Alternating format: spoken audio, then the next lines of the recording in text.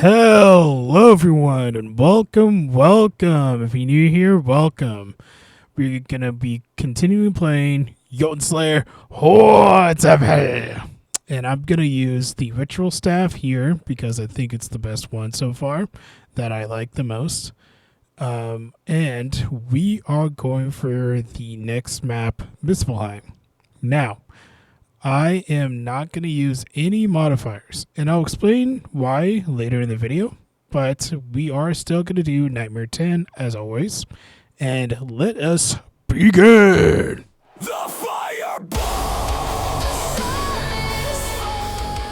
Alright, so in my previous video, I asked for you guys if you have any build suggestions, and there was only 2 comments that really stuck out the most.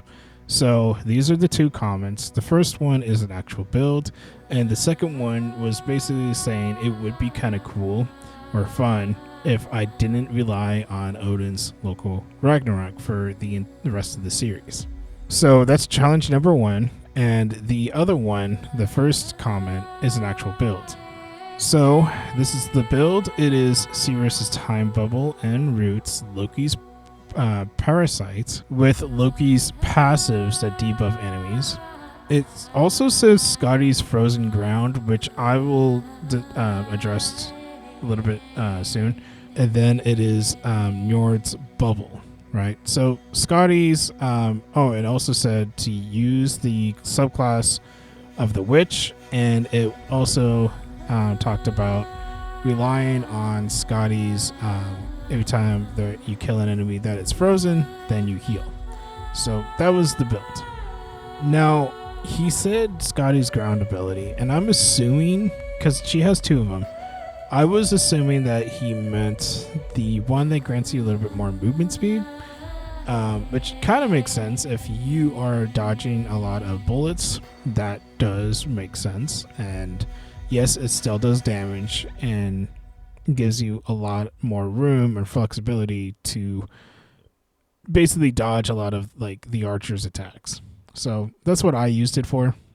Unless he meant the other Scotty's ability, which I have tried both, because again, she has 2 ground abilities.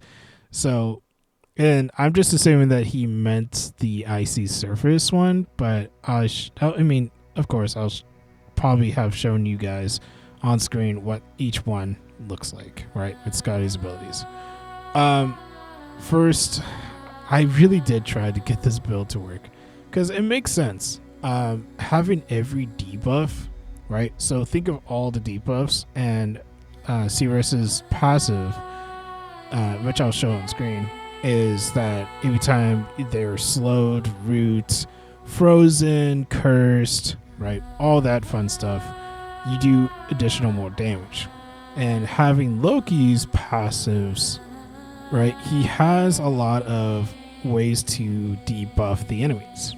So this build does make sense, and I really did try it. And this is why I am showing it to you, because it was a build suggestion. So, and the reason why I put it on 2 times speed, because I didn't want to make this video super long, like an hour long, unless you guys prefer like an hour long videos, but I doubt most people will watch that. So, and don't worry, this is just, it's not the whole video is going to be 2 times speed, it's just this section.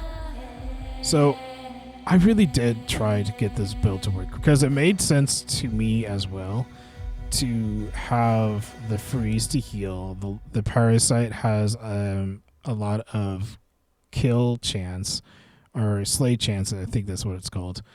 Chance to kill, slay chance, whatever. But the problem with this build is, like, I feel like it could work at the previous map, not in Muspelheim.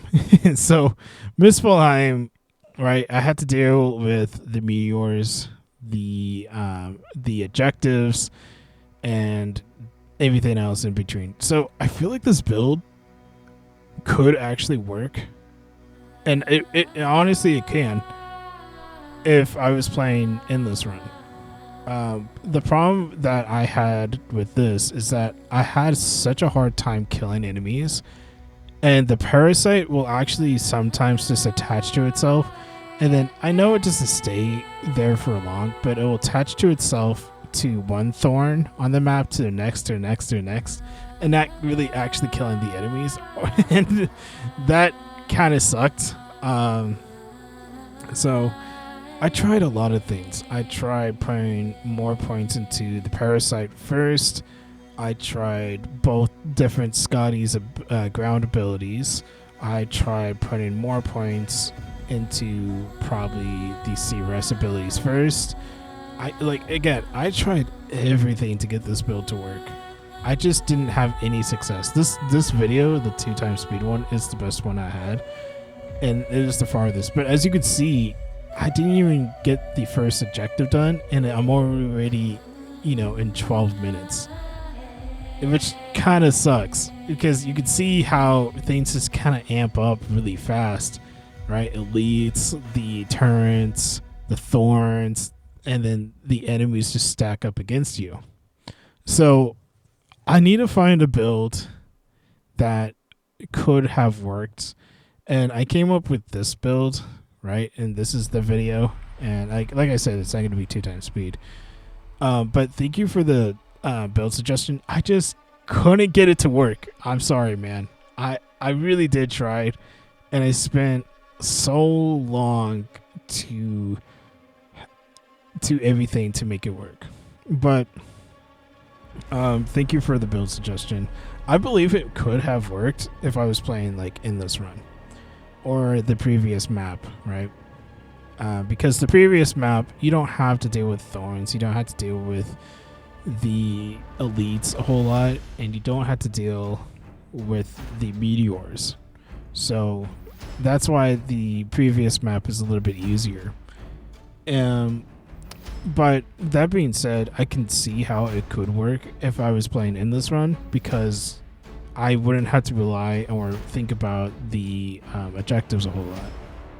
Alright, that being all said, let us move on and let me discuss about this build that I have discovered for Seeress, and it could possibly work with Muspelheim with all modifiers active. So let me explain why I didn't do all modifiers in this one.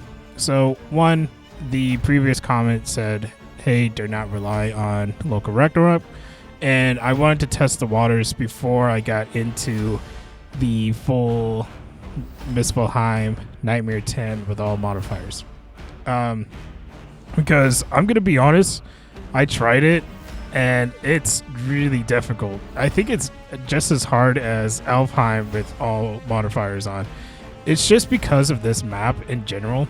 It has the meteors, it has the thorns, and it has other modifiers that just debuff you, right? So let me just show you all the modifiers on screen right now, and I will just discuss some of the ones that really stuck out to me. So one of them is, one, you're slowed, so you're generally just move slower, which is horrible.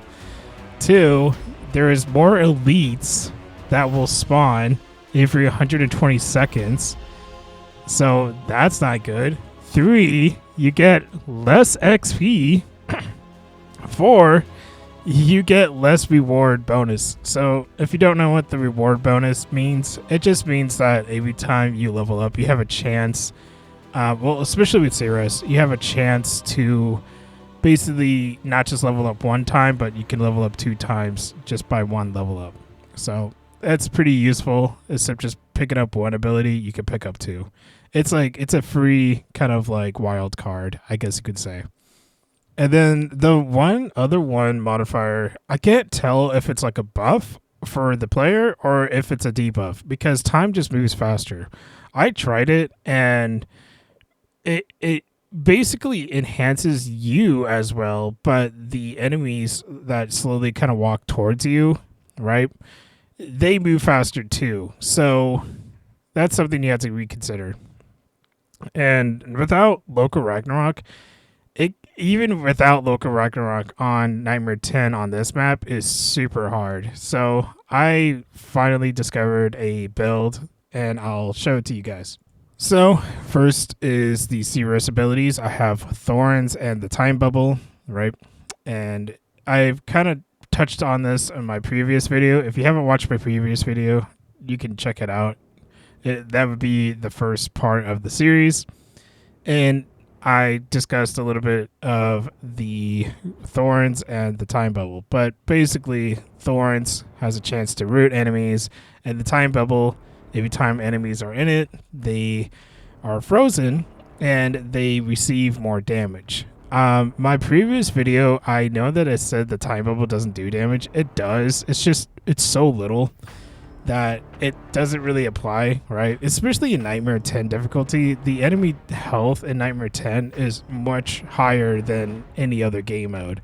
So that being said, it kind of feels like every time you use an ability that does like little to no damage, right? It makes little no difference in Nightmare 10. So you want to look for abilities that are high damage. I could have done the other Seeress ability. I think it's called Mind Blast, and that one's pretty good. It slows enemies as well, and I personally don't, and like I like it because it does a lot of damage. It's just that when you fully upgrade it, it's good, but it's not like perfect, if that makes any sense.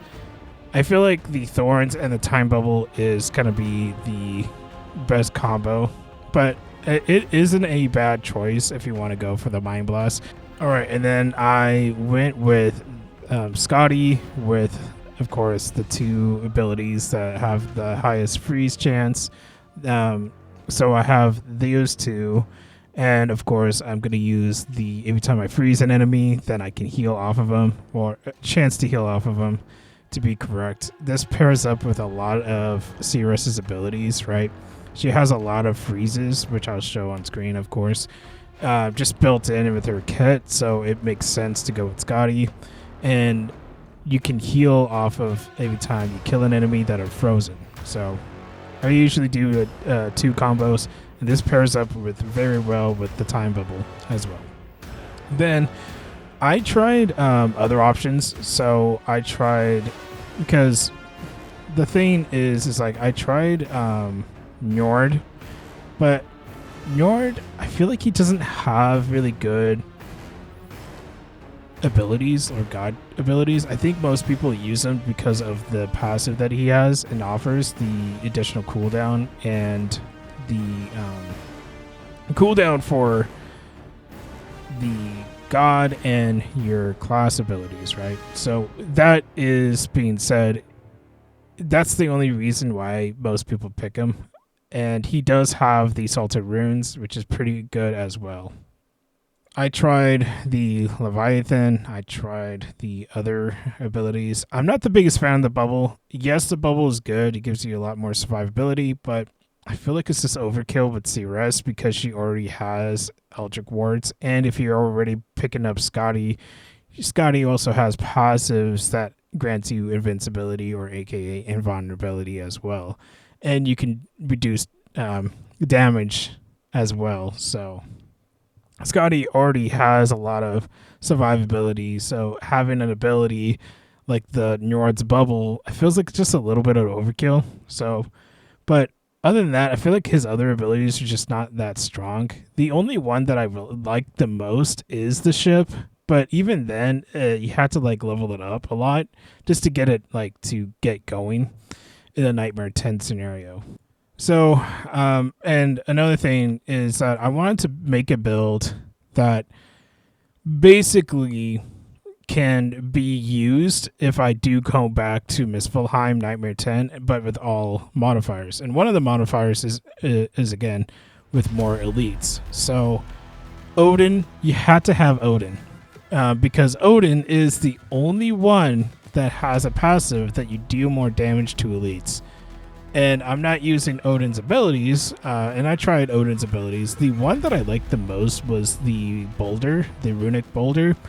That one is really good, but it doesn't... the problem that I realized is that it doesn't cripple, and it doesn't stun or freeze or anything like that. So it doesn't pair up with Seeress's passive that she has.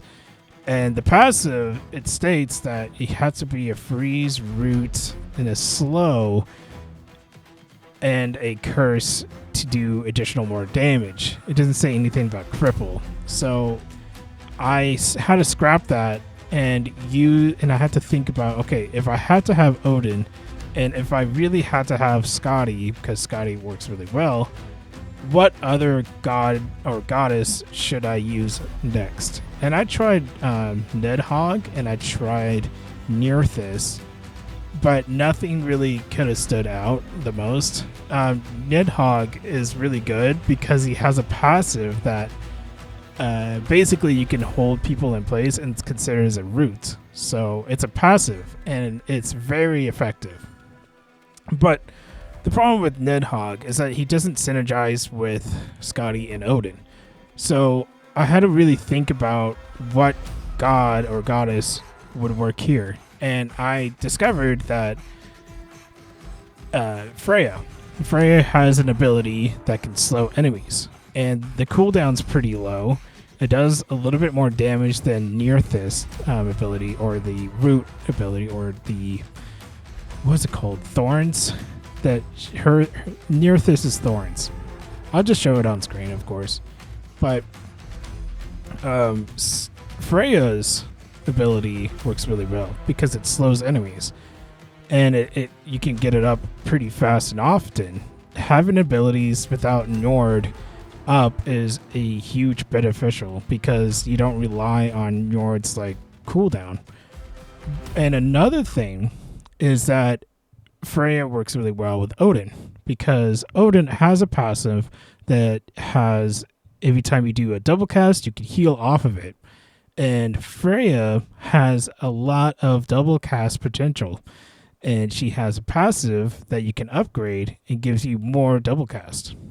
So not only that I'm healing off of Scotty, but I'm also healing off of every time I proc double cast. And all of these abilities are in somewhat of a low cooldown, so I don't have to rely on Njord.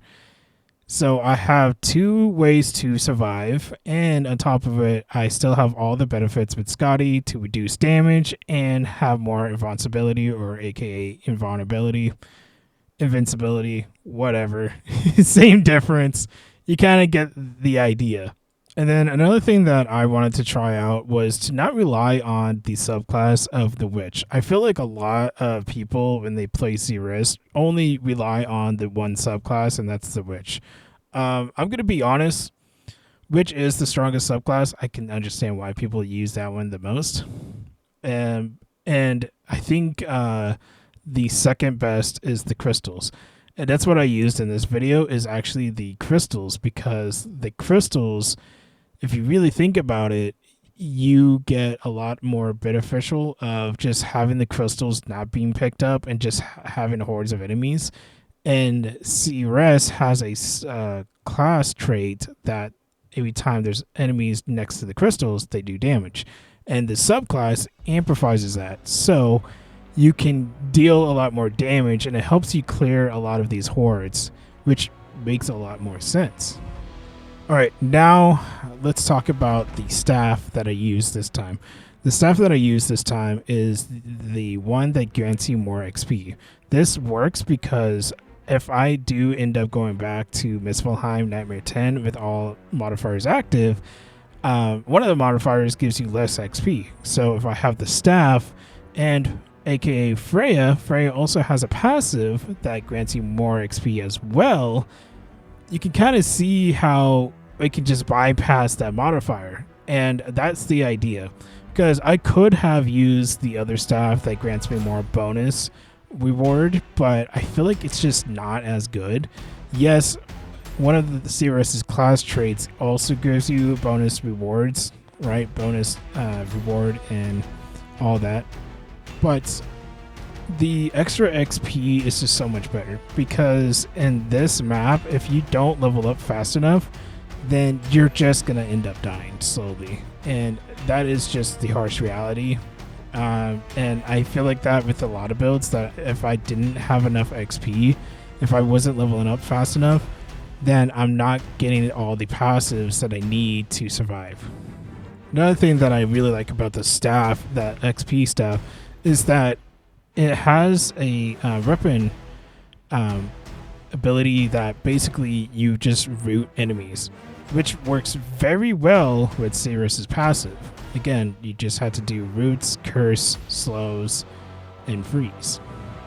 So this build, it synergizes very well. Another thing that I really like about Freya's ability is that every time I freeze an enemy, root them, and they're standing in that place, they're consistently taking that tick damage from Freya's ability.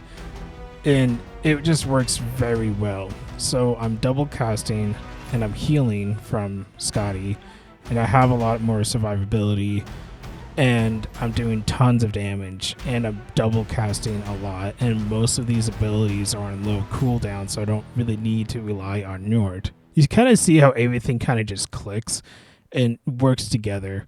Yes, it's not perfect, because I could be honest, I was thinking about maybe swapping Scotty out. That might sound crazy, but hear me out. If I swap Scotty into Nidhogg, I think it would possibly work even better. Nidhogg has a lot of good abilities, and he has that passive that he can hold people in place. And if you go in with Odin with a lot of crits, you can actually heal with Nidhogg with the slay chance. So that being said, it's really like there's another way to make this build even better, right? Except just relying on Scotty. But it is a possibility. And if you go back to Nidhogg again, most of his abilities, his god abilities, actually synergize very well with Seeress. He has a lot of slows, and he also has an ability that roots enemies as well. So Nidhogg is a really good second option, and he has another passive that just grants you even more damage overall. So that is something to keep in mind. Another good possibility that I was thinking about is I could go back to doing Loki, because Loki, after that previous build from the subscriber, I didn't really think about it, but Loki does have a lot of passives that you can debuff the enemies in a certain area, and those debuffs also work and synergize very well with Seeress. So that could be another possibility. And on top of it, Loki also has a double cast as well. So it's basically the old Flame Sister build that I had with Loki, Freya, and Odin, with a bunch of double cast and just a bunch of other abilities that just synergize very well, which is quite funny.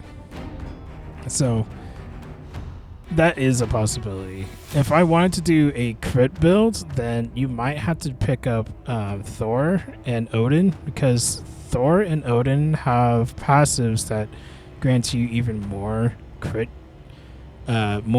chance, and that can benefit you a lot more. Odin has a passive that every time you do a crit, you can have a chance to bleed. And why is bleed important? Because bleed is the strongest tick damage in the game. It's stronger than fire, and it's stronger than shock, and it's stronger than poison. So bleed is the strongest in the game. So there's a couple of other possibilities that I could try out. But I know for certain that I needed to have Odin. And I just had to have Odin because he's the only one that grants you a revive, and he grants you the deal more damage to elites.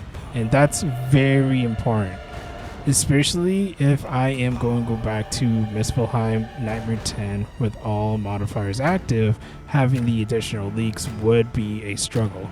So that's what I was trying to figure out and brainstorm. It's like, okay, this is a good build. It works pretty well with Muspelheim on Nightmare 10 alone, and I could probably translate this exact build to the next step up. So future-proofing the video, basically, or the series. Now, I can ask you this, guys. This question is that I could have two options. And you can just leave it down in the comments what option you want. One, I can go back and replay Muspelheim, but try to do with all modifiers and see if this build works. Two, I can continue the series completely without any modifiers, without relying on local Ragnarok, and I can just continue the series with Nightmare 10 with Seeress with no modifiers. And that could be an achievement. And then if I can do that and beat it, then I can try it again and give us more time to perfect and cook a perfect build for Seeress, because that's the challenge of, well, that's the whole series is what I meant to say. That's the whole purpose of the series, is trying to find the perfect build for each character. And I think this one is pretty close, but again, I'm relying on Scotty and I'm relying on double cast to heal. And Seeress also has a lot of healing factors already in her kit, but it relies on her getting hit and using her Eldritch Ward to heal her.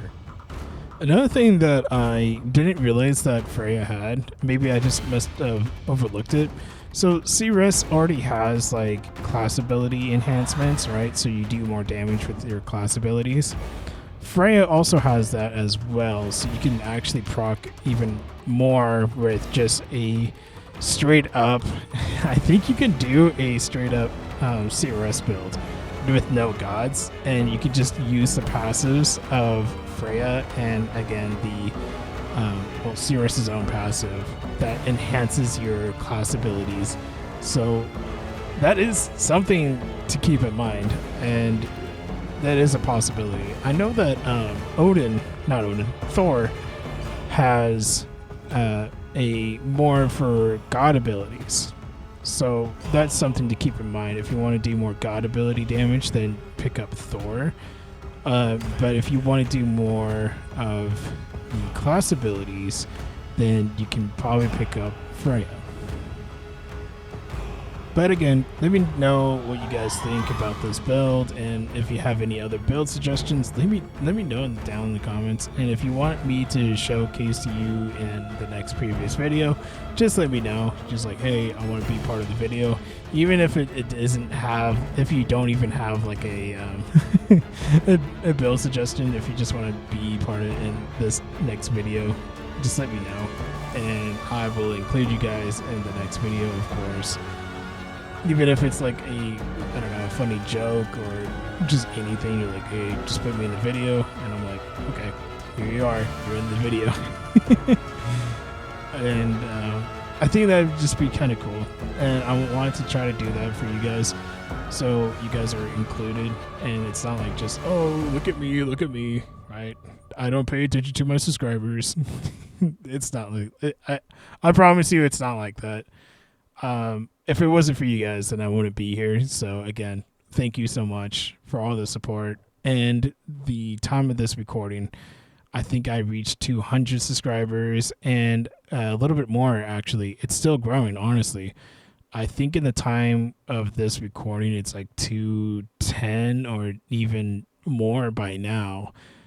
It just really depends on how fast I can get this recording done. So again, thank you for all the support. I'm glad that you guys are enjoying the Seeress series and the world's first Flame Sister Muspelheim Nightmare 10 with all modifiers defeated. So, but the end goal or the end game is going to be going back to Muspelheim with Nightmare 10 with Seeress, and then going back to each map with all modifiers activate. And then, of course, once I'm done with Seeress, then I will do the next character and the next character until I have all the characters done. And eventually, at that time, if I have all the characters done, the game will have another update. Hopefully they keep updating this game, because I do really enjoy this game. And I will continue making content, of course. And I will try to do even harder challenges later down the road. Like, can you imagine if I do a Nightmare 10 run with just class abilities with no god abilities, or vice versa, just god abilities with no class abilities? That would be insane. just to people don't understand how hard it is with just Nightmare 10 alone. It's pretty tough. It's not as easy what most people think it is. Even just by watching this, you know, some people might get overwhelmed with all the things that I'm dodging, standing in position, and all that. And it don't let the looks deceive you, because there's a difference between watching someone play this to actually playing it yourself. You're like, wow, this is quite hard. Especially on this map. This map sucks on Nightmare 10, and it's just the meteors, and it has the thorns, and it has more elites, so that is something to keep in mind. But I finally did it, and it took me so long to beat this, so sorry for the delay of the upload. It's just that I try to push a video at least once a week. I got a little bit busy, and I got a little bit of like a little sick, but I'm still trying to push out this video. I think I want to try to push it out on a Sunday, or if it doesn't come out on Sunday, then a Monday, Tuesday, or Wednesday. One of the 3 days. I usually try to push at least Saturday or Sunday, or even a Friday, because it's when most people, you know, are at home. Most people don't work those days, so it makes perfect sense. And most younger audience, they're not at school either, so it just makes perfect sense to upload around that time. But anyways, I'm getting kind of close to the end, and that is, hopefully I explained things in detail about the build, what I think about it, build suggestions, other options. If you give it a shot, tell me how well it works for you guys. If you tried, let's say, a different god or goddess, let me know in the comments below. If you have build suggestions, let me know in the comments below as well. And if you want to be in the next video, just let me know. I will most likely showcase your comment in the next video if you wanted to be part of the video. If you don't want to be part of the video, just let me know. If you could just type in, hey, here's the build suggestion, but I don't want to be part of the video. That works just for me, and I'll just, you know, talk about it and not just, you know, highlight it, of course, because I don't want to be disrespectful. Oh, this is what this guy said, right? Like, who wants to watch something like that? Nobody wants to watch something like that. Anyways, this is getting close to the end. I made it to the boss fight. The boss is actually a little bit easy, you know, especially like these other bosses, right? His moves is really easy to dodge, and you just keep your distance, make sure that he's in the bubble, like those bubbles, so you can do more damage to him. Even if he's not frozen, you still can do a lot more damage to him, etc, etc. You kind of get the idea. Boss fights in this game are a little bit lackluster in my opinion, but at least they're a little bit more bullet sponged from these recent updates, which I do enjoy, but still pretty easy to dodge their attacks. I just wish that some of them can get a little bit harder, which if I was playing on Nightmare 10, I wish they would just do a little bit more, but that's just my opinion. Anyways, it's enough of me yapping. I hope you guys enjoyed this video, and leave a like if you did enjoy, and comment, of course, share it with a friend, like, hey, check this guy's videos out, he's pretty good, blah blah blah, etc, etc. You get the idea. I hear it all the time on YouTube. I know it gets annoying to hear that, but it is something that is required. I know it's not required, but I like to think it is. Anyways, hope you guys enjoyed the rest of this video, and I hope you have a good rest of your day, and I'll see you in the next. Bye-bye.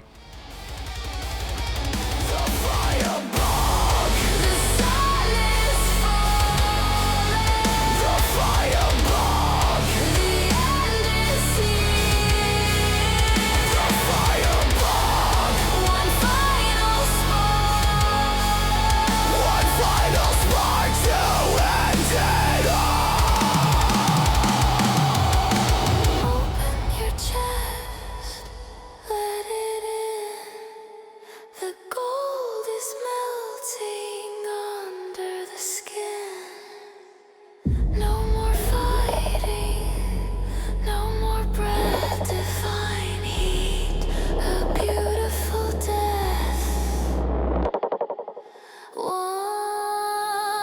the fire.